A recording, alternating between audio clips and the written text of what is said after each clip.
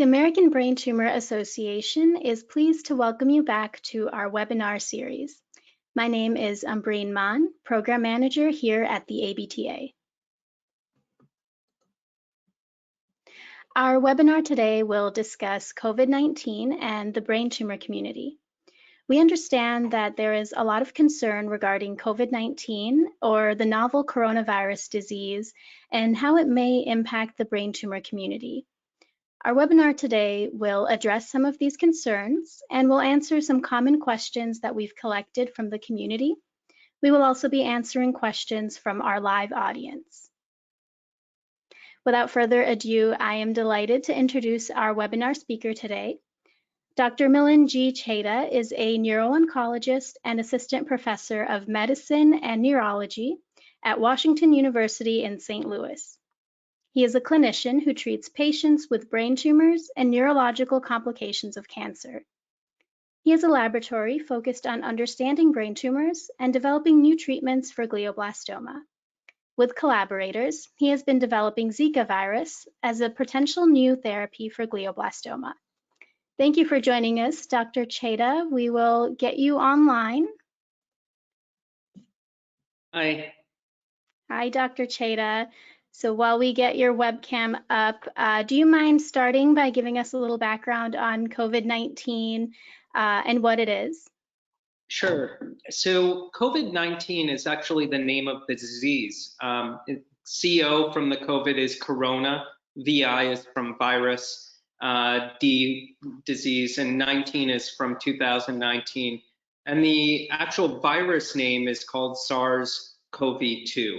So the virus causes the disease. This is a disease that's really affecting everybody. Of course, brain tumor patients have particular specific issues that affect how they think about and go into the community. But this is something that can affect people with normal immune systems, not previously receiving chemotherapy. And the way the virus works is this SARS-CoV-2 virus is, well, what is a virus? A virus is actually a particle with genetic information. And just sitting around, it does nothing. It can't do anything just sitting alone. But when it gets into our cells, the genetic information from the virus is actually using the features and the normal proteins of the cell and the normal machinery of the cell to make more replications of the virus itself. So you can think of it as like a computer code just written on paper. It's not going to do anything on its own, but once it gets into the computer, it starts using the machinery of the computer to replicate itself and send more copies out. In the same way, this virus makes use of the machinery of the cell to create more viral particles, and it makes the cell sick, and the cell dies, and boom, there's a release of more virus particles that can go on and infect other cells. And so that's generally speaking how viruses work. And this specific virus, it causes the COVID-19 disease. And the main features of the disease are fever, cough, shortness of breath, as you've written there, and fatigue. But there are other less common features of the disease the disease can be accompanied by loss of taste or smell, or gastrointestinal complaints like diarrhea and vomiting, and some other features. And when it gets very severe, a patient can cough up blood, have very high fevers, and end up having kidney failure and other major systemic problems. So that's where it becomes very dangerous. So in a nutshell, that's how the virus works and it causes this disease.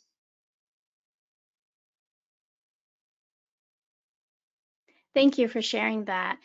One of the biggest questions that members of the brain tumor community have is what qualifies an individual as being at risk to this virus? And is it something that the brain tumor community should be concerned about? Are they considered to be at higher risk than the general population, or which members within the brain tumor community would be determined to be at higher risk? So some of these answers may just be premised by we just don't know yet. The science isn't there. And I should also preface this by saying I'm a neurologist and a neuro-oncologist, not an infectious disease specialist. I would say first and foremost, we're all at risk. Secondly, when we talk about brain tumor patients, I just want to make clear we're talking about a large category of patients, some who have primary brain tumors, others who have metastatic brain tumors. I'll focus mainly here on those with primary brain tumors. And also in addressing these questions, I'm not so much talking about patients who have bone marrow transplants for some brain tumors. For example, in primary CNS lymphoma, some patients may be very immunosuppressed because they've received a bone marrow transplant. So speaking more to the typical primary glioma or meningioma primary brain tumor patient, there are a few things that are specific to such patients. First, if you're receiving chemotherapy, for example, temozolomide, which is an oral chemotherapy, or lomustine, also a pill form chemotherapy, or other experimental agents that work by killing dividing cells directly. Well, all of us also have normal cells that are dividing quite continuously, and these cells come from the bone marrow. And these bone marrow cells can be killed also by our chemotherapies. This is why when you're on a chemotherapy agent, your physician will often have you check your blood work, check your labs to make sure we're not completely destroying those normal good cells.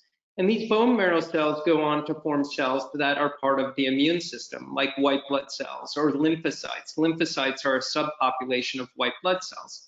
Now, as I mentioned earlier about how the virus works, well, viruses attack our normal cells, but then the immune system comes and responds to these damaged cells and tries to clear an infection.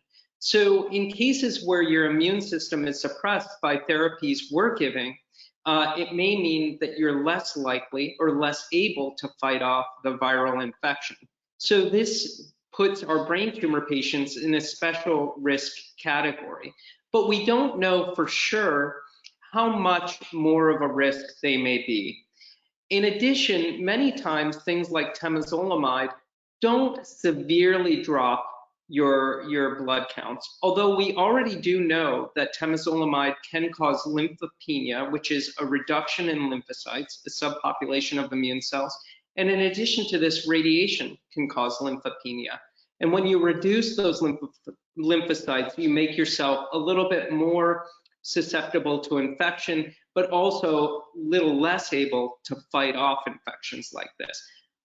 That's a long way of saying that maybe brain tumor patients are at a little bit more risk. But the same sort of things that we use, all of us use to avoid the coronavirus can be applicable to our brain tumor patients. Just avoid close contacts, 6 feet at all, social distancing of at least 6 feet, avoid touching your eyes, nose, and your mouth, washing your hands for 20 seconds. If you don't have soap, then using hand sanitizer. All of these are very important and just as good to protect brain tumor patients versus others. The one thing, and I'm glad you have the CDC site up here, I think it's important to get one's information from these reputable sources, and I trust the Center for Disease Control. I also trust people like Tony Fauci, who's in the public eye and gives his advice. I think those are great resources. The one thing I disagree with, or probably not so much disagree, but would add to the CDC guidelines, they're not officially recommending this, is the use of masks. I think, especially in our brain tumor population, patients should be wearing masks when they're going out into public, for example, a grocery store and that sort of thing. Well, thank you for sharing that helpful tip. On the topic of these masks, are any masks sufficient to prevent the risk of infection, or do they have to be an N95? So I think that the N95s we know provide of the typical masks out there, they provide the most protection. But we're also in a situation where we have to limit the use in the general public of those N95 masks so that people on the front lines, healthcare workers, can have access to them. So in a perfect world, if there were more than enough masks for everyone, the N95 masks would be better. But any mask is better, in my opinion, than no mask at all.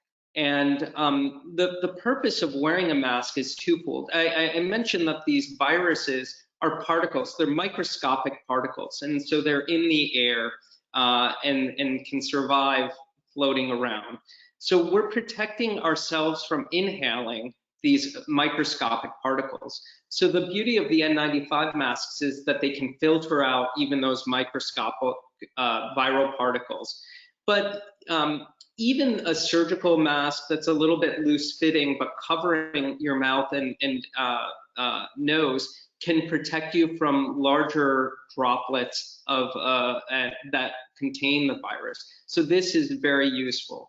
I've also seen that people are producing directions how to make masks out of cotton.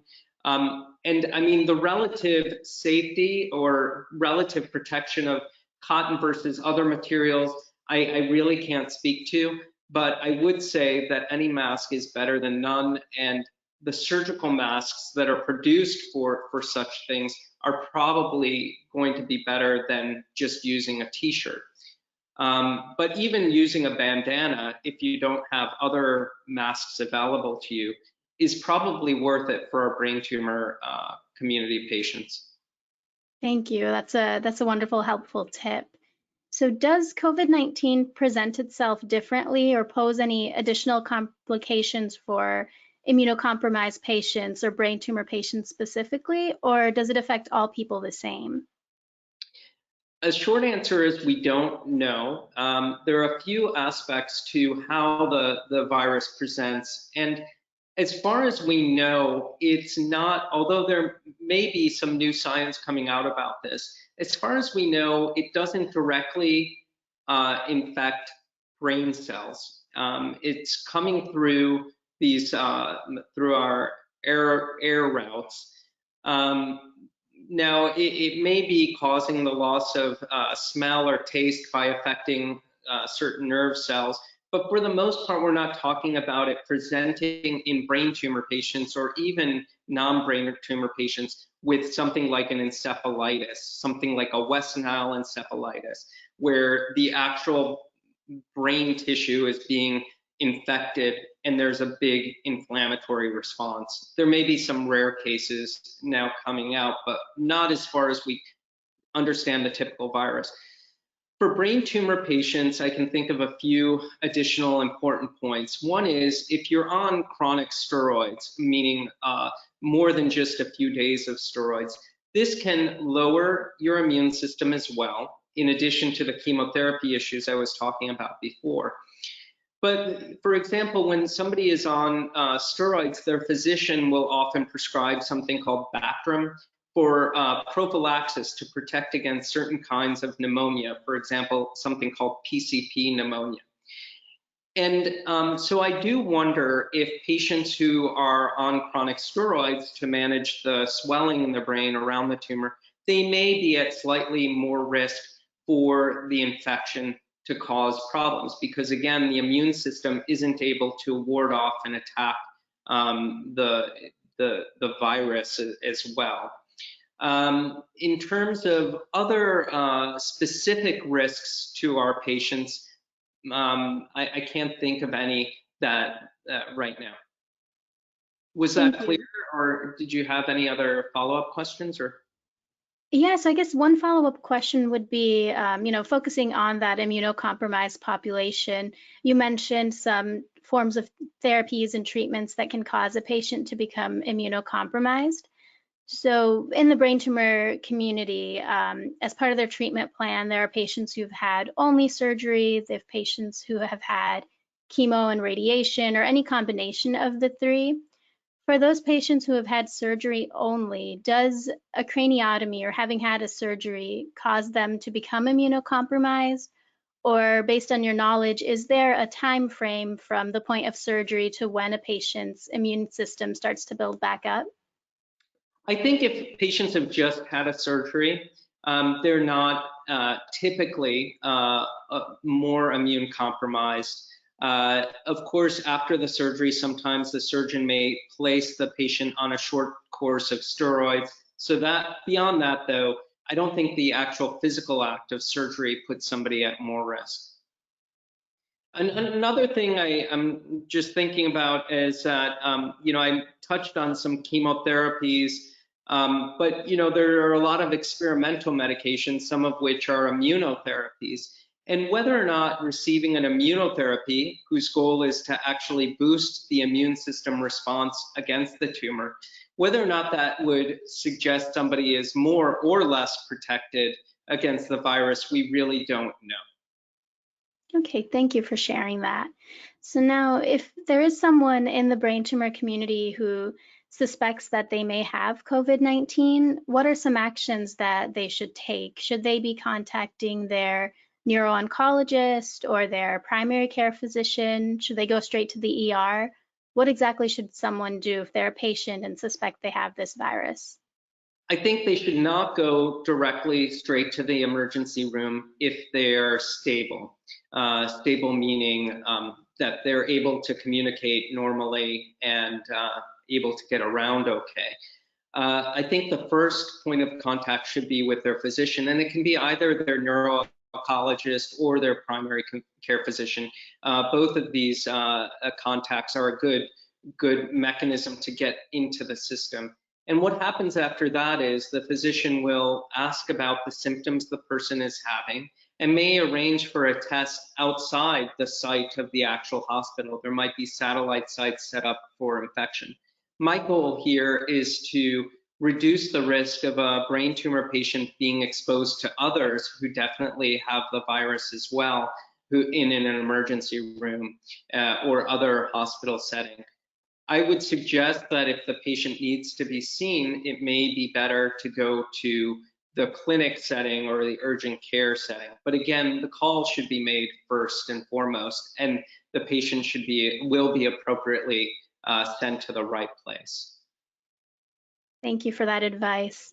Is there any form of treatment during this pandemic that patients can take to help boost their immunity or prevent contracting an infection? Anything that you're aware of? So it's a fast moving field of research. Right now, we're not sure.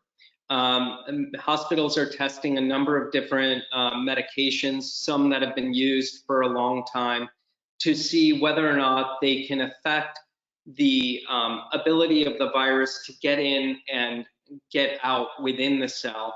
And some of these treatments are being explored within clinical trials or even prescribed off-label. But in terms of actual protective medications or protective supplements, we don't know of any yet. And there is the risk also, if somebody is taking one of these medications off-label, that these have their own set of toxicities. For example, they can affect the electrical rhythms of the heart or other parts of the body. So it's really important for patients to be in direct communication with their physicians about things that they might want to try, because it would be dangerous to cross some of these medications with the other medications you may be already prescribed. Thank you. So I you would say in mentioned, terms of preventive therapies, I think really, and this is the same for any patient outside of the COVID-19 pandemic, is eating a healthy diet and exercising and getting fresh air and staying active. Even if you're not going outside, it's important to stay active and do exercises at home. This is really a tried and true way to stay healthy in our brain tumor population. And I believe that it's also helpful in keeping the immune system strong. Sure. Thank you for sharing that. I want to go back to something that you mentioned previously about how chemo and radiation can cause a patient to become immunocompromised. For members in our community who are just about to start treatment, is there any reason that they should consider possibly delaying their treatment, pushing it back? What should they be aware of as they prepare to start treatments for their brain tumors? Yeah, and I think your question is based on the premise that this is a patient who's newly diagnosed with a tumor, not yet treated. And I would say that the most important thing is to start the treatment sooner rather than later, because we know that the tumor cells are on a trajectory of growing and dividing, and we need to attack those cells early so that they cause less neurologic damage. I think it also may depend on the region of the country where a patient lives. So, for example, if you're living in a region where the pandemic, the community transmission has already peaked or hasn't peaked yet, this will tell you about the timing of your exposure in a riskier situation. And I think this is a conversation that patients should have with their neuro-oncologist, whether or not it's worth delaying. My feeling is that given this crucial window of opportunity we have to treat the cancer, sooner is better than later, and that I would not recommend, for the most part, that patients put off the upfront radiation and chemotherapy treatment. But I can think of situations where a patient is now in the maintenance phase of their therapy, where on serial MRIs, the tumor is stable. Now that's a different situation because that's not a time where the tumor is actively replicating as fast. It's where the tumor has been stabilized. And in these cases, certain therapies may make sense to be put off if you're reducing the risk of the patient's exposure in the community. So I'm not talking about oral medications that you can take at home. For example, I don't think even in that setting, it's really necessary to put off taking your monthly temozolomide or your cycle of lomustine, for example. These are oral chemotherapies. However, it may make sense to put off certain infusion therapies where the patient is coming into an infusion unit to get their bevacizumab or their off-label immunotherapy or their clinical trial agent. And we can talk about clinical trials in a moment. But in those situations, it may make sense for a patient to put off that infusion by a week or two if the expectation is the community transmission is going to be reduced by that time as communities start to see the benefits of the social distancing. Does that make sense, the difference between upfront and maintenance and how That to think? does, yeah. Yeah, thank you for providing some clarity on that. So you kind of touched on this, but could you elaborate a little bit more on for what reason a physician themselves might decide to delay or postpone their patient's treatment? Well, I think that a physician may be able to calculate the risks and benefits for a given patient on an individual basis. And, you know, especially for things like glioblastoma, where there's a peak incidence in the older population range, that's a different risk category than, say, a 30-year-old. And so two patients may be treated by the same physician, but one may be at much higher risk than the other. So this is one thing that might go into the thinking of a physician.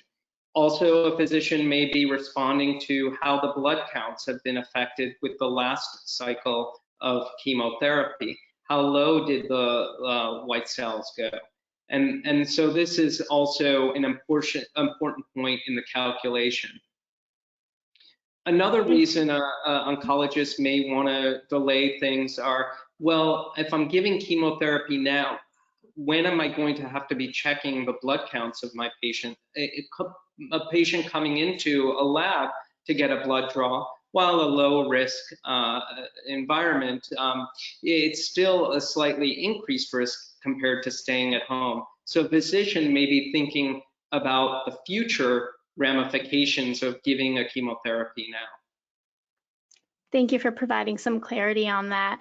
So, so far we've been addressing questions that have been submitted previously, but I just wanted to let our live audience know that we are taking questions from you as well.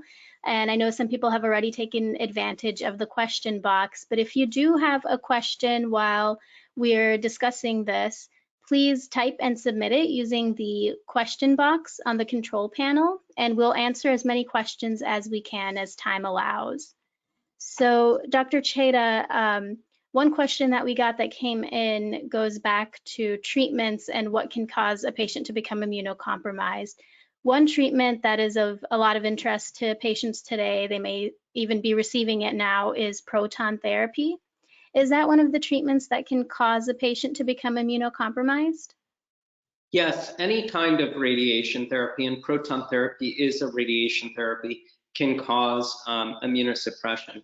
It's a little counterintuitive to think, well, the tumor, the brain is getting irradiated.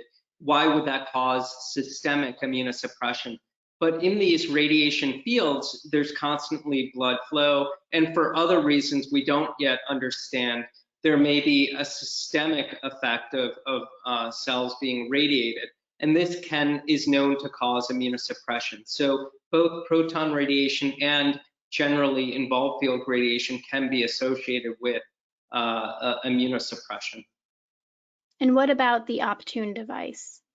The Optune device, as far as we understand its mechanism of action, how it's working to kill cells, it does not cause immunosuppression as far as we understand. Thank you for sharing that. Who's on the Optune device should continue to use it even during the pandemic. Okay, great. That is good to know. Now, a lot of our patients have caregivers, family members, or loved ones that are supporting them through this. Does social distancing mean that they should limit their contact with their loved one? Or are there any actions that family members and caregivers can take to ensure that they're not putting their loved one or their patient at risk while they're supporting them through their brain tumor experience?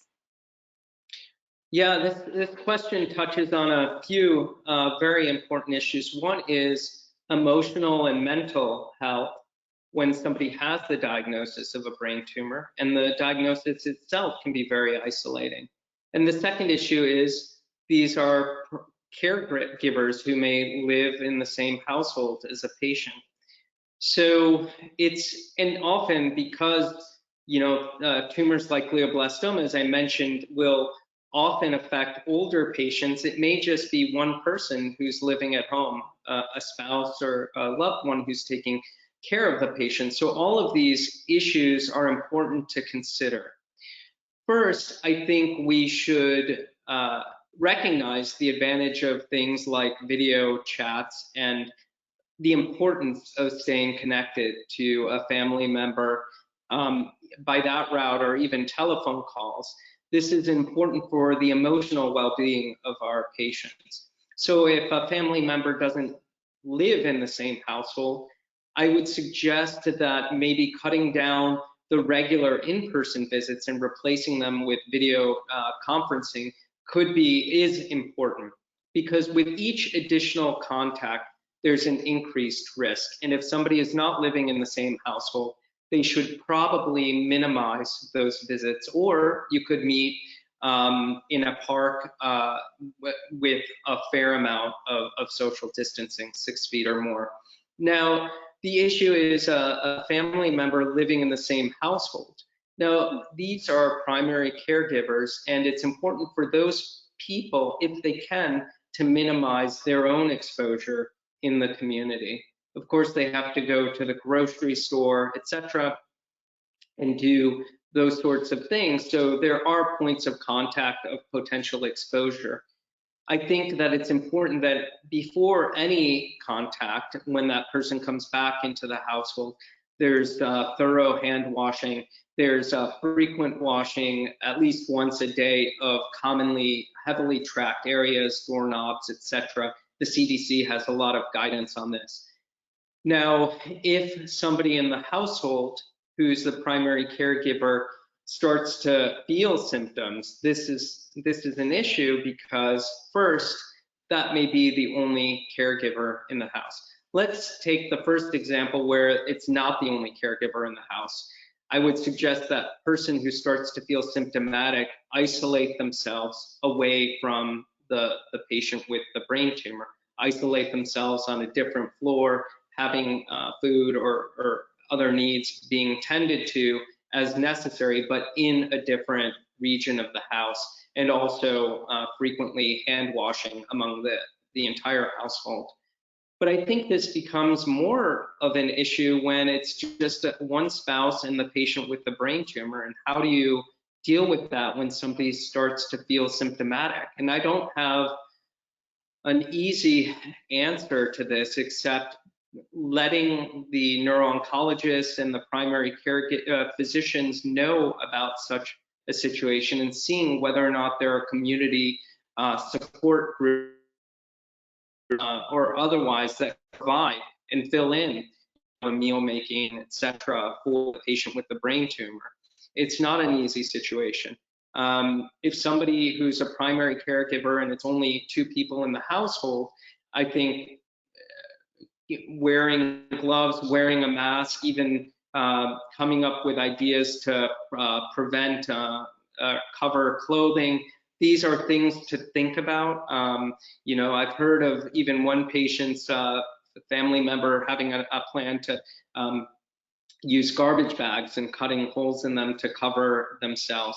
But I think it's a very difficult situation where there's just one caregiver in the home. And I would say call on the community resources and get the physician team involved in those situations. Thank you for sharing that. I definitely think that it is of utmost importance, especially for those patients who unfortunately are debilitated due to their tumor or due to the treatments that they've been getting that require them to need more of that round-the-clock care and support. So I think your advice of, when you don't have other loved ones or family members to reach out to the physicians in the community to get that support is so important, so they don't feel like they're lacking in what they're providing for their loved one while they're sick themselves. So another question. Oh, go ahead. I just thought is, we touched upon the emotional aspect and how it's important to keep good emotional contact with patients, but it's also important for patients to recognize in themselves. I mean, depression can also be come hand in hand with the brain tumor, not only because of the brain tumor diagnosis, but structurally where the brain tumor is in the brain, patients can have depression. But now we have something that's getting all of us down, a global pandemic. And just being attuned to the fact that there are many reasons for depression, and being open about those feelings when you're a brain tumor patient or otherwise, and recognizing that some feelings may be completely separate from the brain tumor itself, but exist as well. Yeah, and they're still valid and important to address those feelings as well. Yeah. Yes. Thank you for touching on that. So another question that we have is more geared towards those patients who they've had treatment in the past, but now it's been years since that. They've just been under active surveillance or regular follow-ups. Are they at risk or at higher risk at all if it's been quite a long time from their original diagnosis and treatments?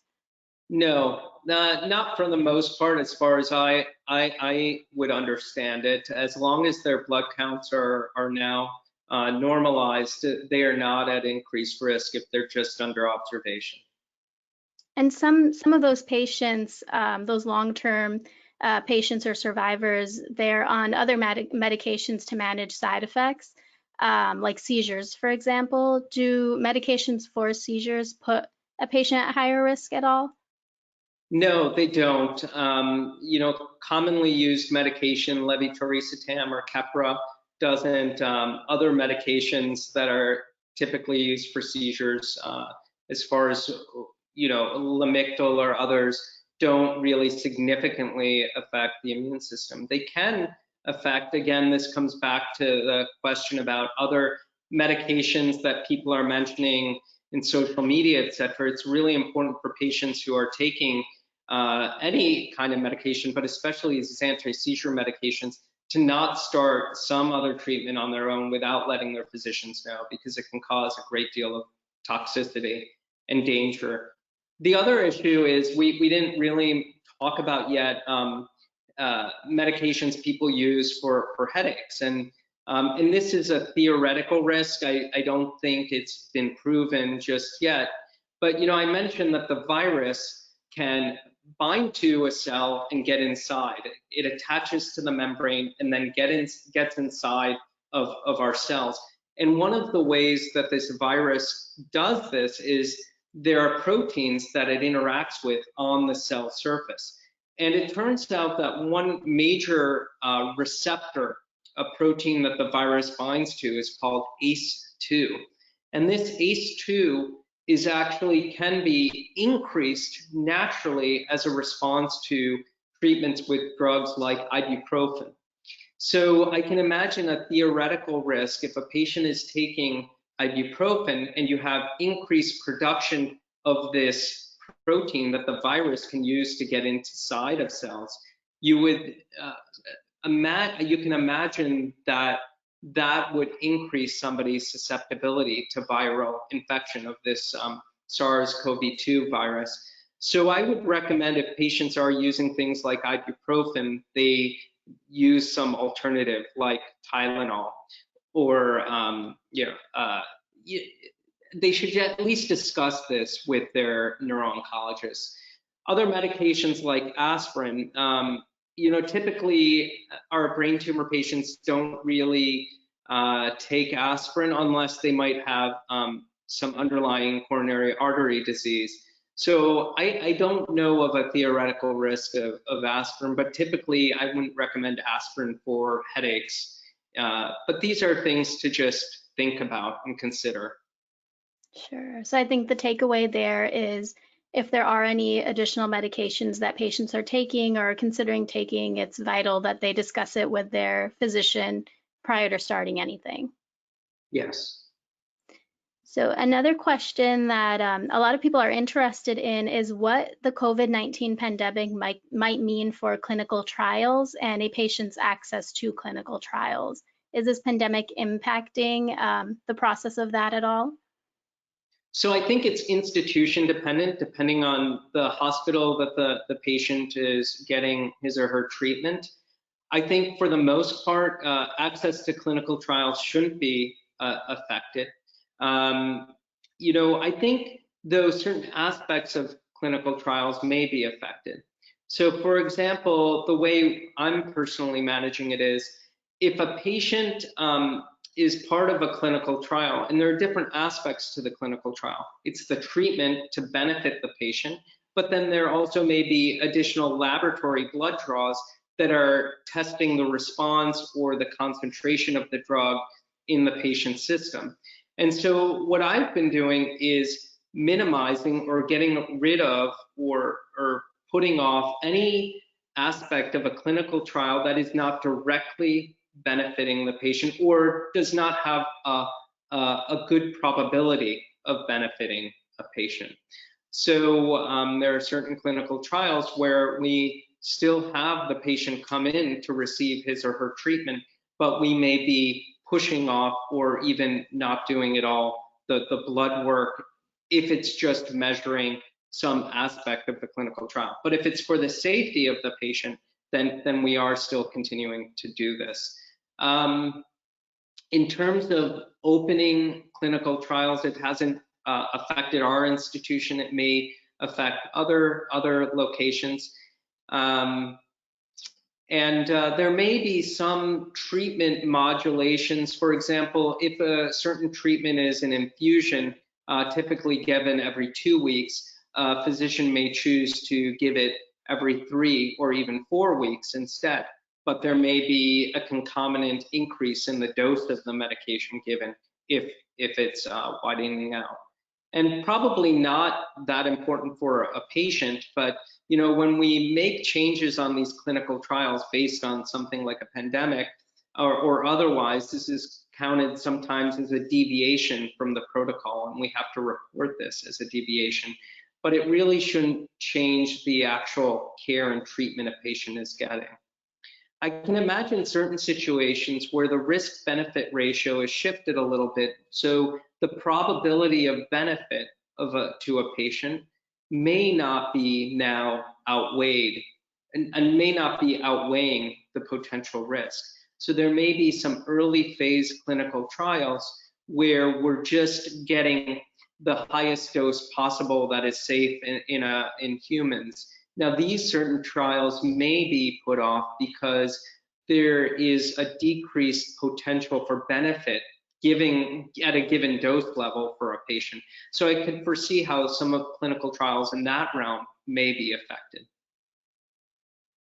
Thank you for sharing that. So in your answer just now, you briefly touched on visits that would be considered essential versus non-essential. Some patients, they're hesitant to attend their regular follow-ups with their physician. Going to the hospital would mean exposing themselves to other patients or someone who might be carrying the virus. Are there any alternatives for patients who have visits coming up that are nervous about actually having to attend in person? Yeah, I think more and more institutions, and we're doing it at Washington University as well, are doing video appointments, just like something like this. If not, institutions are doing telephone visits. And so these are all good kind of risk minimizing types of things to do. It depends on institution to institution because there are specific security needs that have to be met within these various computer programs so that they're HIPAA compliant, and there may be some additional risks to that patient confidentiality if you're using like a video visit. So all different kinds of workarounds have to be balancing that. I think at a minimum, patients should be in contact with their provider by a phone call, even if it's not, quote, an official visit. There are some other aspects to this, depending on institutions, and there may be financial aspects. Can you bill for a video visit or not, or how is it billed? So I think a lot of places are working through these issues. I think that something as terrible as a pandemic like this, though, can really bring innovative solutions. And some of these will actually be ways that we can figure out are great ways to provide neuro-oncology care to patients, across the world, or give second opinions. So I think this is giving us experience with this modality and the relative utility of this. So I think that's one positive aspect of this. Certainly, I do think, as negative as this pandemic is, it does give us the opportunity to evolve, continue to grow, continue to advance how we're treating our patients, how we're working with them to ensure that they have the access to the best care and support possible. So it sounds like right now the priority is to try to limit contact as much as possible for brain tumor patients. And if they're interested in something like a virtual visit or a teleconference with their doctor, is it best for them to just reach out to their physician and see if that's available? Yes. And Okay. even we're doing it even for clinical trials as well. It counts as somewhat of a deviation, but I think it's definitely safer for the patient. All right. Well, a few questions that are coming in now is related to the severity of COVID-19. There's a lot of fear, a lot of panic around this pandemic and what it might mean for the patient population. Can you talk a little bit about how severe, how deadly this virus might be for a patient who contracts it, especially for maybe an immunocompromised or a brain tumor patient? And can you help us differentiate between some of those misconceptions around this virus and what is actually true? Yeah, in terms of the actual risk of getting severely sick, we don't know yet whether or not brain tumor patients or people on the typical chemotherapies we give are more at risk for severe disease. But I think this issue of potential myths out there, I think the first myth is not even related to brain tumor patients. The first myth is that this is no big deal. It's just, a passing thing. I think it is a big and very important thing to take seriously. Secondly, I think that we just need to all be careful, regardless of a brain tumor diagnosis or not. But your specific question in terms of the severity of the disease, I'm not, or the field is not yet certain whether or not brain tumor patients are more affected. And I should have gotten into this a little bit when I first described the COVID-19 disease. The virus gets into cells, it makes those cells sick, cells die, and the virus can be pumped out either through cough or otherwise.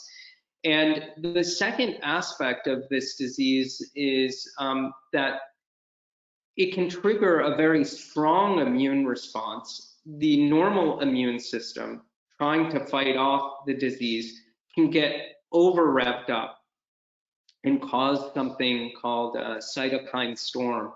And this is when the immune system is too hot and it can make patients very sick. So you have two different aspects. One is the virus directly killing cells, but then you have an immune response that can also make patients sick. Now, you might wonder, well, oh, maybe it's good to be immunocompromised because you're not at risk of that revved up cytokine storm, but I don't think that's the case at all. Unfortunately, I don't think that brain tumor patients or people on chemotherapy are in any more positive position than others. I think the take-home point is it can be severe and dangerous for any of us. And the science, we're still trying to understand why. We know that patients who are older, so that's often our glioblastoma patients, a large percentage of them are older, are at increased risk. But in terms of having the tumor and the therapy make somebody more at risk, we don't know yet.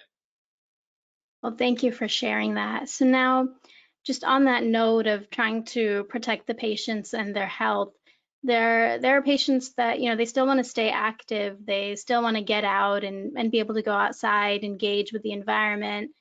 What are some ways that they can stay active and engaged while still being cautious and protecting their health and well-being?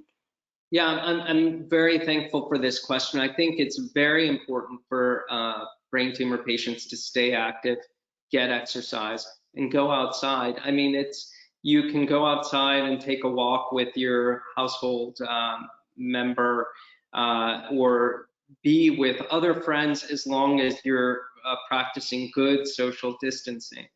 There's nothing that says that a brain tumor patient has to stay inside the house. I think getting fresh air and going into parks and nature is a good idea if you can. There's nothing special for a brain tumor patient to do that isn't otherwise already recommended by the CDC, except I personally would recommend a face mask in the situations where you're in enclosed areas like the grocery store, etc. Sure, and thank you again for sharing that. And also, it may make sense to even be wearing a mask when you're just going outside and walking around, but I'm not sure of the exact recommendation, but I don't think it's necessarily going to hurt our brain tumor patients to wear masks when they're walking outside. So I would kind of fall on the more conservative side to wear a mask. Okay, thank you. Now, another question that we have here is geared toward research. Is the COVID-19 pandemic hindering advancements in brain tumor research? And if it is, do you see that being something that continues to happen moving forward, or is it more of a hurdle that you feel the brain tumor community we'll be able to get over and continue to make these advancements? Well, I think it is disappointing. You know, I have a laboratory and we've basically closed down everything, and all experiments have stopped, and we're set back a little bit because when we can open up again, we have to restart and get things going again. So it's disappointing in that way. I mean, you can think of it in another way though, too. I mean, there is a lot of very good science being focused now on understanding this virus.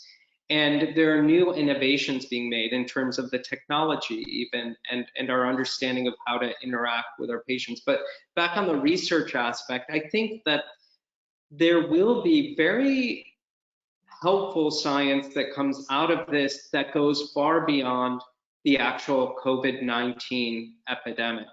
I think there may be new research tools that we'll be able to use, new research technologies that will be developed to understand this, that we will be able to apply to our brain tumor research.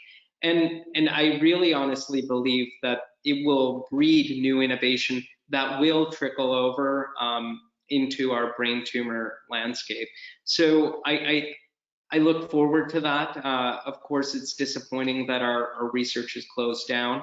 And it will likely be a number of months before we can get up and get back going.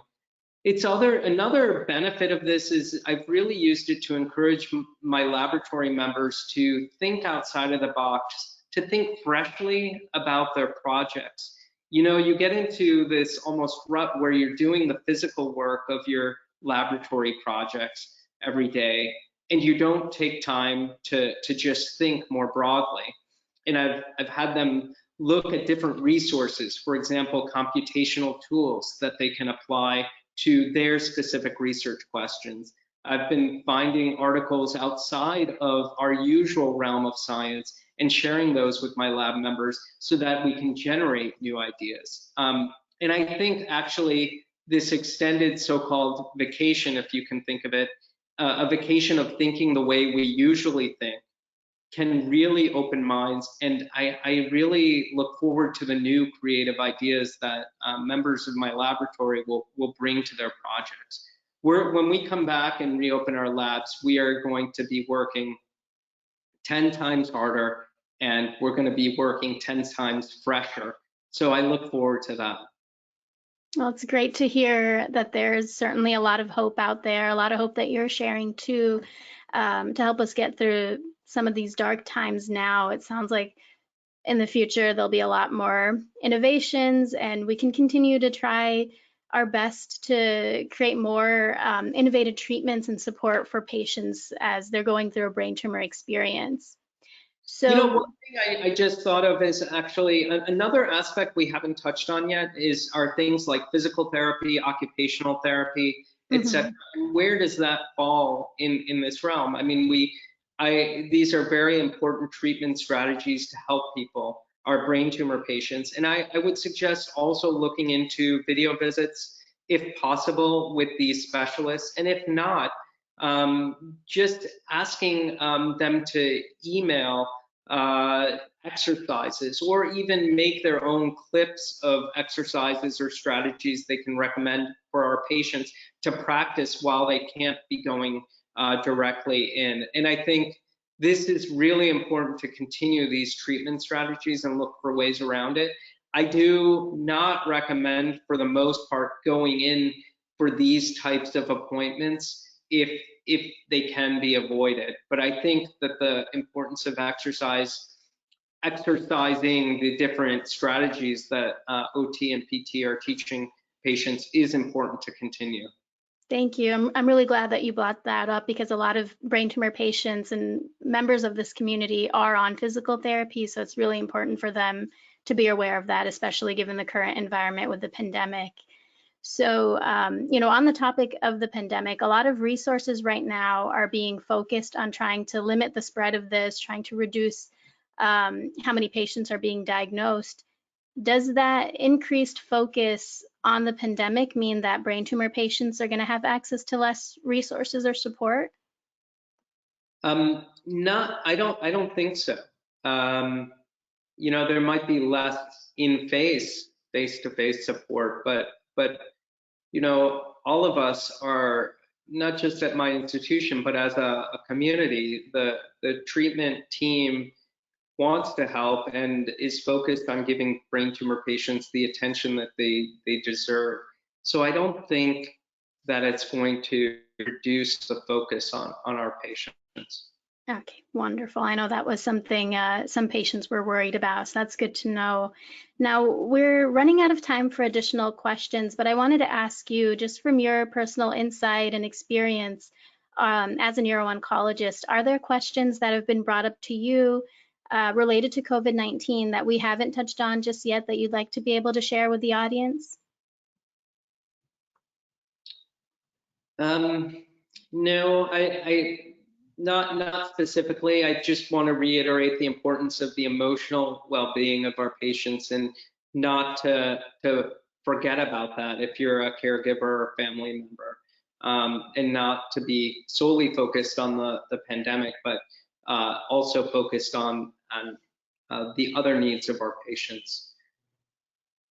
Well, thank you again for putting such an emphasis on us not only taking care of our physical well-being, but our mental well-being as well.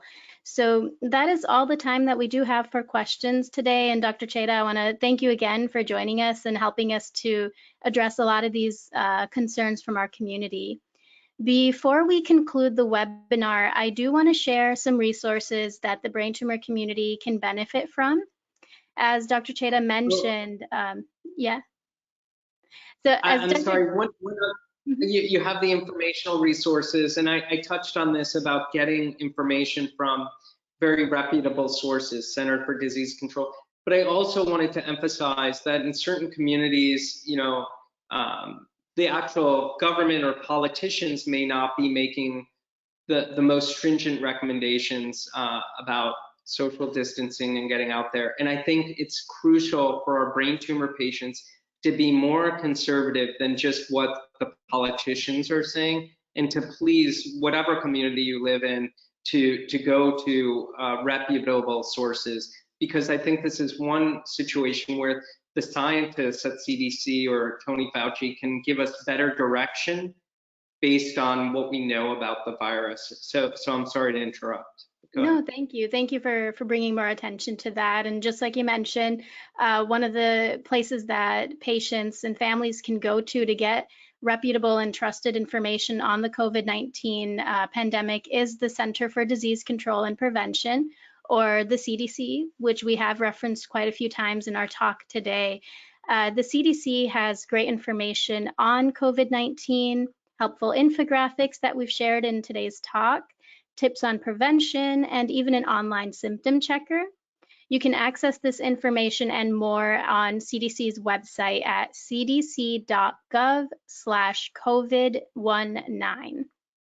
Another reputable source for information is the World Health Organization, also known as WHO. It has a wealth of up-to-date informational resources related to COVID-19, such as latest updates, press conferences, situation reports, and mythbusters. You can get more information at who.int/coronavirus. Another great resource that I wanted to share is from our friends at the International Brain Tumor Alliance. They have worked tirelessly to put together a comprehensive web page of information and resources on COVID-19 and as it pertains to the international brain tumor community. So please visit their webpage, theibta.org/COVID-19 to get more information on what they've put together. Now, for those people who may be having questions and want to be able to talk to a live staff member that can provide information, support, and guidance during this difficult time, please call the ABTA Care Line at 1-800-886-2282 or send us an email at info@abta.org, and we'll get back to you as soon as possible and provide you some support and guidance during this difficult time. Can I in one other thing that I'm thinking about it as we're talking? I'm not sure if it was completely clear when patients come in and get their infusions in the infusion unit. I think that, of course, we should all be concerned with this increased exposure, but I do believe it's important for patients to be getting their therapies. So if there's any concern, a patient should talk to their neuro-oncologist. I would also recommend that regardless of what the standard is at the facility where the patient's getting his or her infusion, that it would be important for a patient to wear a mask or request a mask when they're sitting there getting their infusion, and to, of course, wash their hands before and after. And the point of the masks is to prevent the virus particles coming to the patient, but also there's a risk of patients in the infusion unit spreading. And so I really believe that using masks in these is important. But I do think it's important for patients to be getting their infusion treatments if deemed necessary by their neuro-oncologist. But go ahead. Sorry. Thank you for clarifying that point. Something else that you had mentioned that I thought was very important is your focus and emphasis on our mental and emotional well-being during this difficult time. And it might not be possible for patients and families to go out and attend support groups in person. So I wanted to share some online support services that are available through the ABTA. The first one is Connections. Connections is ABTA's online support community where brain tumor patients and caregivers can share stories, experiences, ask questions, and support one another. It is accessible online via the web or in your app store, and you just have to search for ABTA Inspire in the app store, and you can download it for free. Another wonderful resource is the ABTA's one-on-one peer mentoring program, Community Connect, through which a brain tumor patient or family member, caregiver, can be introduced to a trained volunteer who's gone through a very similar experience firsthand and is available to connect with you via email or over the phone.